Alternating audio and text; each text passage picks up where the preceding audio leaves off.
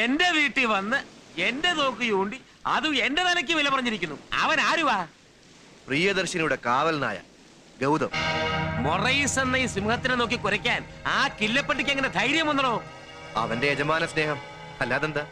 നമ്മുടെ താവളത്തിൽ നുഴഞ്ഞു കയറാൻ അവൾ അവരൊരു തുറുപ്പിയിട്ടാക്കിയിരിക്കുകയാണ്. അന്നവിടെ തലയെടുത്തിരുന്നെങ്കിൽ ഇന്നൊരു പുതിയ ശത്രു ഉദിക്കില്ലായിരുന്നു. അവൻ എന്റെ മകളെ രക്ഷപ്പെടുത്തിയത്രേ. ഷെറിൻ കൂട്ടുകാരുമൊത്ത് അല്പം ഓവറായി കാണും. ആ അവസരം മുതലെടുത്തിരിക്കും. നല്ലതും ചീത്തയും തിരിച്ചറിയാൻ എന്റെ മകൾക്കറിയാം. അതിന് അവന്റെ സഹായം വേണ്ട. ഇനി മുതൽ അവന്റെ പിന്നിൽ നമ്മുടെ കണ്ണും കാതും ഉണ്ടായിരിക്കണം.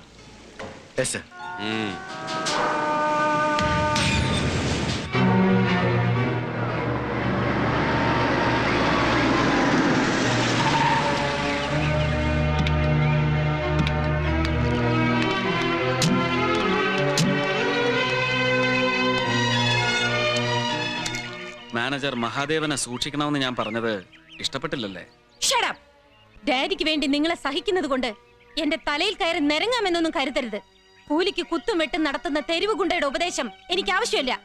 അമേരിക്കയിൽ നിന്ന് MBAയും ടെക്സ്റ്റൈൽ ടെക്നോളജിയൊക്കെ പഠിച്ചു എന്ന് അഭിമാനിക്കുന്ന നിങ്ങളുടെ നാവ് പേക്കൂത്ത് നടത്തുന്ന തെരുവ് പെണ്ണിന്റെ വാക്കുകൾ തുപ്പുമ്പോ എനിക്ക് പുച്ഛം തോന്നുന്നു. നിർത്തടി. കമ്പ്യൂട്ടറിൽ മനുഷ്യത്വം തളച്ചിട്ട നിന്നെ പിന്നെ എന്ത് വിളിക്കണം? നീ കാണുന്ന ഫാന്റസിയും ഫാസ്റ്റ് ഫുഡും ഒന്നും അല്ല ഇവിടുത്തെ ജീവിതം. ആദ്യം മനുഷ്യനെ മനസ്സിലാക്കാൻ പഠിക്കേ.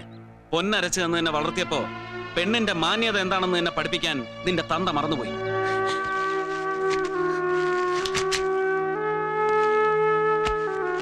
ചോരയിൽ കുളിച്ചെന്റെ ബാബ കിടന്നപ്പോ ഒരിക്കൽ പോലും തിരിഞ്ഞു നോക്കാത്ത നിന്റെ തന്ത എന്റെ ബാബയുടെ മുന്നിൽ നിനക്ക് വേണ്ടി മുട്ടുകാലിലിരുന്നു. അന്ന് എന്റെ ബാബ കൊടുത്ത വാക്ക് പാലിക്കാൻ മാത്രമാണ് നീ എന്ന വിഴുപ്പ് ഞാൻ ഇപ്പോഴും ചുമക്കുന്നത്. ഇങ്ങനെ വല്ലപ്പോഴും ഒന്ന് കരഞ്ഞു പഠിക്കും. ഇപ്പോഴാണ് നീ ഒരു പെണ്ണായത്. മൊറൈസ് ഗ്രൂപ്പ് ഓഫ് കമ്പനീസിന്റെ പുതിയ ബ്രാൻഡ് നെയിം ജെന്നി. പുതിയ ടെക്സ്റ്റൈൽസ് യൂണിറ്റിന്റെ പേര് ജെന്നിഫർ അപ്പാരൽസ്.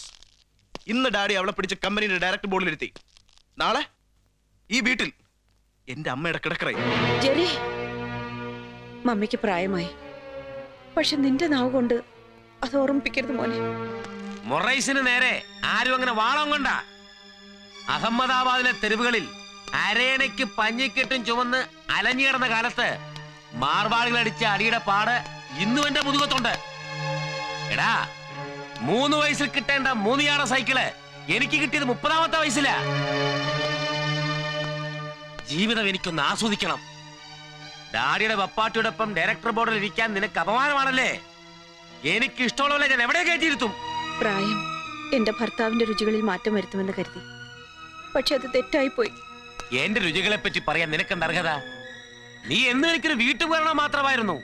വിൽസൺ മൊറൈസിന്റെ ഷോക്കേസിൽ വെക്കുന്ന വെറും ഒരു പാവ. ഒരു അലങ്കാരത്തിന് നിങ്ങൾക്കത് വേണമായിരുന്നു. നിങ്ങളുടെ കയ്യിൽ പാവകൾ മാറി മാറി വരുന്നത് കണ്ട് ഷോക്കേസിലിരുന്ന് കരയാനല്ലേ എനിക്ക് കഴിഞ്ഞിട്ടുള്ളൂ. നീ കരയണം. നിന്നിൽ കുരുത്ത ഈ മുള പോലും എനിക്ക് അപമാനമാണ്. എന്റെ ഉയർച്ചയിലും താഴ്ചയിലും ഒരു താങ്ങാകാൻ നിനക്ക് സാധിച്ചിട്ടുണ്ടോ? എന്നാൽ ഈ മീനെ ഞാനങ്ങ് പൊട്ടിച്ചേരാം. അവളുടെ കഴുത്തെ കെട്ടിക്ക് വിളിച്ചോണ്ട് വരൂ. ഈ വലിയ ബംഗ്ലാവിൽ ഇനി ഒരുപാട് മുറികൾ ഒഴിഞ്ഞു കിടപ്പുണ്ടല്ലോ. മമ്മി, ഇത് പറഞ്ഞതിന് നിന്നെ ഞാൻ ചവിട്ടി പുറത്താക്കേണ്ടതാണ്. പക്ഷേ വിൽസൺ മൊറൈസിന്റെ ഭാര്യ തെരുവിൽ കിടന്നുറങ്ങുന്നു നാട്ടുകാർ പറയുന്നത് കേൾക്കാൻ എനിക്ക് നാണക്കണം. ഇത് അമ്മയ്ക്ക് മാത്രമല്ല, മകനോടുള്ള അവസാന വാക്കാണ്. മറക്കണ്ട.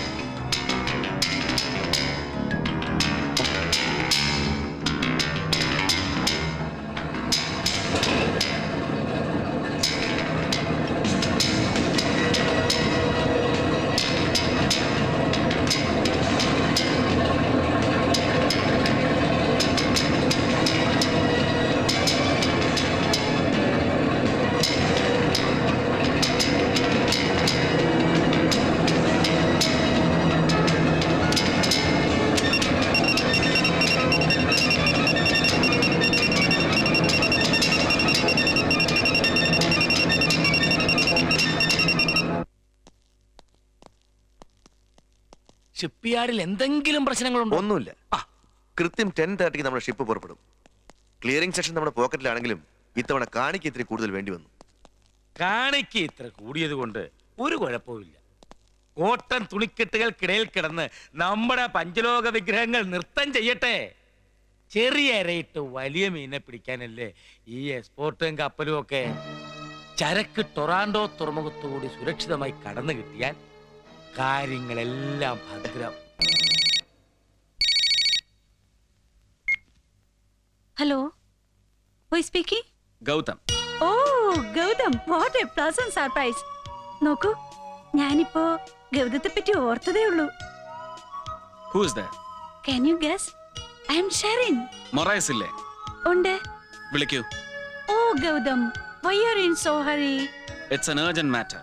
ഓക്കേ ഓക്കേ, കൊടുക്കാം.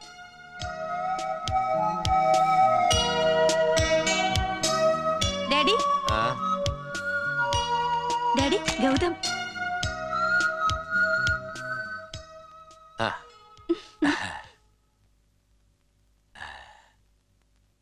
Hello, what you want? പ്രിയദർശിനിയിൽ നിന്ന് തട്ടിയെടുത്ത എക്സ്പോർട്ട് ഓർഡറുമായി പുറപ്പെട്ട നിന്റെ കപ്പൽ ഇന്ത്യൻ തുറമുഖത്ത് നിന്ന് 40 നോട്ടിക്കൽ മൈൽ അകലെ എത്തിക്കഴിഞ്ഞു. വിശദ വിവരം തന്നതിന് വളരെ ഉപകാരം. സോറി മിസ്റ്റർ മൊറായസ്, നിന്റെ കപ്പൽ ടൊറാൻഡോ തുറമുഖത്ത് എത്തില്ല. എടാ ചെറുക്ക, നിന്റെ ചുറ്റിക്കളിയൊന്നും മൊറൈസിനോട് വേണ്ട. അല്ല, നമുക്കൊന്ന് കളിച്ചു നോക്കാം.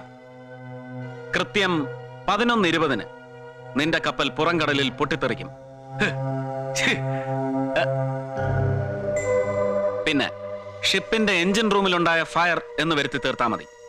വിദേശത്തേക്ക് കയറ്റി അയച്ച കോട്ടൺ തുണികൾക്കുള്ളിൽ ഈ രാജ്യത്തെ വിലമതിക്കാനാവാത്ത പുരാവസ്തുക്കൾ കൂടി ഉണ്ടായിരുന്നു എന്ന് പുറത്താരും അറിയണ്ട.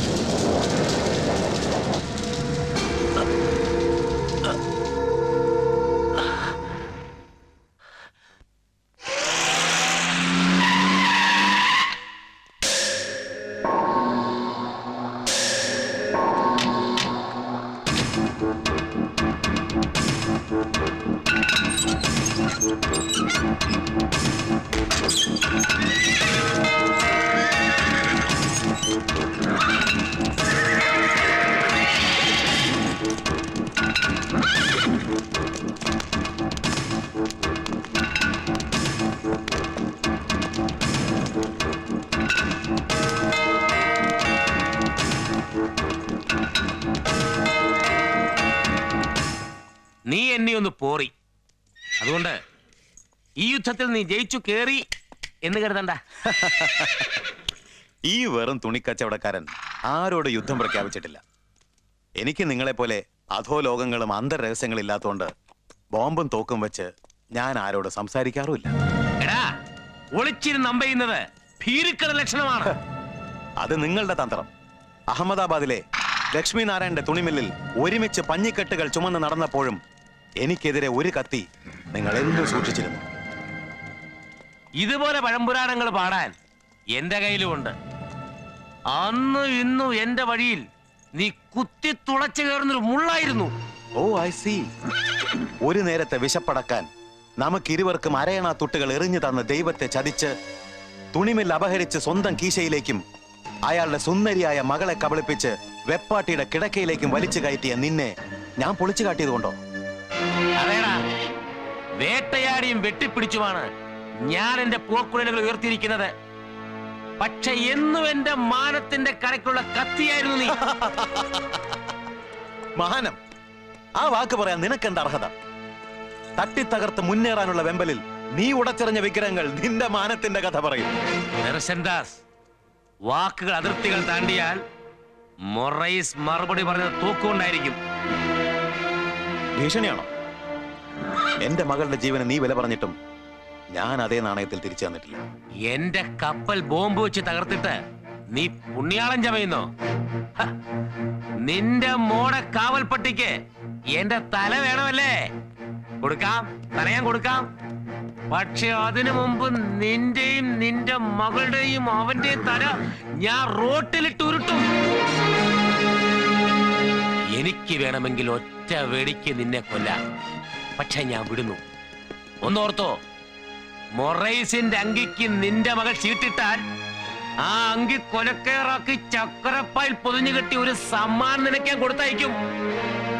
ഒളിഞ്ഞു കീറി നാറ്റമടിക്കുന്ന നിന്റെ മകളുടെ ശരീരം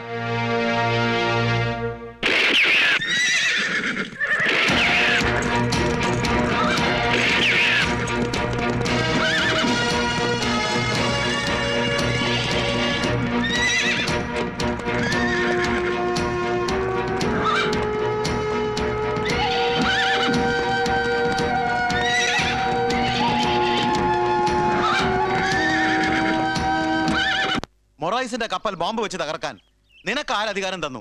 ഒന്നുകിൽ നിനക്ക് അയാളുടെ പകയുണ്ട്, അല്ലെങ്കിൽ മറ്റാരോ നിന്നെ വിലക്കെടുത്തിരിക്കുന്നു. ശത്രുവിനെ കീഴ്പ്പെടുത്തുക മാത്രമല്ല, അങ്ങോട്ട് കയറി ആക്രമിക്കുന്നത് യുദ്ധതന്ത്രമാണ്. ഭ്രാന്തമായ ഈ നടപടിയുടെ ഫലങ്ങൾ അനുഭവിക്കാൻ പോകുന്നത് എന്റെ മകളാണ്. അവളുടെ ജീവൻ രക്ഷപ്പെടുത്താൻ വേണ്ടിയാണ് അവളെ നിന്നെ ഏൽപ്പിച്ചത്, അല്ലാതെ അവളുടെ ഉയരെടുക്കാനല്ല. ഡാഡിയോട് ഞാൻ അന്നേ പറഞ്ഞതാണ്, കണ്ട തെരുവ് കൊണ്ടേ പിടിച്ച് എന്റെ ബോഡി ഗാർഡ് ആക്കരുതെന്ന്. എന്റെ മകളുടെ രക്ഷയേക്കാൾ വലിയ ലക്ഷ്യങ്ങൾ നിന്റെ കണ്ണുകളിൽ ഞാൻ കാണുന്നു. നിനക്ക് വേട്ടയാടാൻ അവളെ ആയുധമാക്കരുത്. Daddy, enough is enough. എന്റെ കഴുത്തിൽ കയറിട്ട് മുറുക്കുന്നതിന് മുൻപ് ഇയാളെ പറഞ്ഞു വിട്ടേക്കൂ. Get him out. അതെ, ഇത്രയുമായ സ്ഥിതിക്ക് അതാണ് നല്ലത്. പ്രിയമോളെ, എടുത്തു ചാടി ഒരു തീരുമാനത്തിലെത്തരുത്. മുന്നാബായിയോട് ഒരു വാക്ക് ചോദിച്ചിട്ട് പോരെ? വേണ്ട. മൊറൈസിന്റെ തകർച്ചയ്ക്ക് മാത്രമേ പ്രിയയുടെ ജീവൻ രക്ഷിക്കാനാവൂ. എനിക്ക് വേണ്ടുന്ന അമ്പുകൾ ഞാൻ ഏതാവനാഴിന്ന് എടുത്തോളാം. പക്ഷേ നിങ്ങളുടെ മകൾ കുറപ്പുള്ള ഒരു രക്ഷാകവചം നൽകാൻ മറക്കണ്ട. അവൻ പോട്ടെ, മാഡത്തെ രക്ഷിക്കാൻ ഞാനുണ്ട്. ഇത്ര ഇമോഷണൽ ആകണ്ടായിരുന്നെന്ന് തോന്നുന്നു. ഡാഡി, അതോർത്ത് വറി ചെയ്യണ്ട. മിസ്റ്റർ മഹാദേവൻ, നാളെ കോൺഫറൻസിന് പോകാനുള്ള തീരുമാനത്തിൽ മാറ്റമില്ല. അതെന്തിനു മാറ്റിവെക്കണം? I will be with you. മാഡത്തിന്റെ ദേഹത്ത് ഒരു തരി മണ്ണ് പോലും വീഴില്ല, അത് ഉറപ്പാ. നമ്മുടെ ലക്ഷ്യം അവർക്ക് ഉൾക്കൊള്ളാവുന്നതിലും അപ്പുറത്താണ്. അതിന് അവരെ കുറ്റപ്പെടുത്താനാവില്ല. ഒന്നും മറക്കരുത്, ദാസിന് നിന്നെ കൊണ്ടുള്ള ആവശ്യം തീർന്നിട്ടില്ല. നിനക്ക് ദാസിനെ കൊണ്ടും. തീയിൽ കുരുത്തവനാണ് നീ. തീയിലൂടെ തന്നെ നടന്ന് കയറുകയും വേണം.